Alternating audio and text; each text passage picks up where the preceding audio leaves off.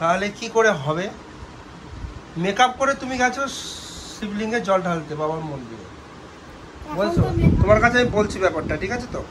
মানে শিবকে, এটাতে বাড়ির শিব, বাড়ির শিবের ব্যাপারটা আলাদা, আর হচ্ছে ভগবান ভোলেনাথ স্বয়ং শিব শঙ্কর ব্যাপারটা আলাদা। ও মানে শিবলিঙ্গে জল, গঙ্গার জল, দুধ এসব ঢেলে বাবাকে সন্তুষ্ট করা হয়, মেকআপ করে নয় কিন্তু।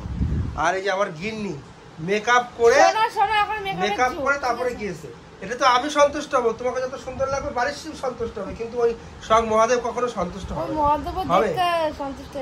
কখনো হবে? হবে না। কি হবে? আমি কি কথাটা ভুল বললাম?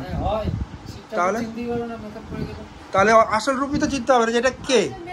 তারপর যখন মেকআপ করবে তখনই দেখা গেলো কোনো বর দিল, যখন মেকআপ করবে তখন মানে সেই রূপটাই সে বরটা অর্জন করতে পারবে। তারপর আবার দেখা গেলো জল দিয়ে ঘষে মানে ধুয়ে নিল, তখন আবার যেরকমটা ঠিক সেরকমটাই হয়ে যায়। আচ্ছা এই দেখো আমার মুখে মেকআপ আছে, দেখো মেকআপ আছে, মেকআপ করে নেই। লোকে তো তোমার ভিডিও দেখে, দেখলে তো বুঝতে পারে। শুধু হচ্ছে এই যে চোখে একটু কাজল, মাস্কারা, এইটুকু আর লিপস্টিক, আর কিছু দিনে চোখে কাজল, মাস্কারা, লিপস্টিক, আঙুলটা দেখো যে ডললাম যে গালে, যে ঠাকুর ঘরে কে, আমি তো কলা খাই না, মানে সেরকম একটা ব্যাপার। করি না অরিজিনালি, সত্যি কথা মেকআপ করি না, সেরকম একটা ব্যাপার হয়ে গেছে, তাই তো?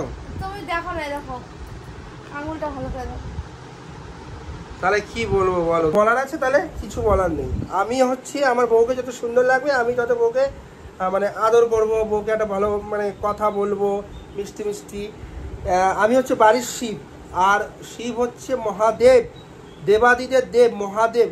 তার যদি পুজো করতে যায়, তাকে সন্তুষ্ট করতে গেলে মেকআপ করলে হবে না, তাকে সন্তুষ্ট করতে গেলে তার গঙ্গার জল, বেলপাতা, দুব্ব, তারপর হচ্ছে দুধ, এইসব লাগবে। মানে এখনকার মানে মেয়েদের পরিস্থিতি, বউদের পরিস্থিতি আমি দেখেছি। আমার বাড়িতে সেদিন আমার ভাই তো মেকআপ আর্টিস্ট, একজন শ্রাদ্ধ বাড়িতে যাবে মেকআপ করতে এসেছে, মেকআপ করে শ্রাদ্ধ বাড়িতে যাবে। তাহলে যুগটা কোথায়? এটা কলি যুগ, শ্রাদ্ধ বাড়িতে যাবে মেকআপ করতে যাবে। ব্যাপারটা বুঝতে পেরেছো তোমরা আমি কি বলতে চাইছি? ব্যাপারটা বলো।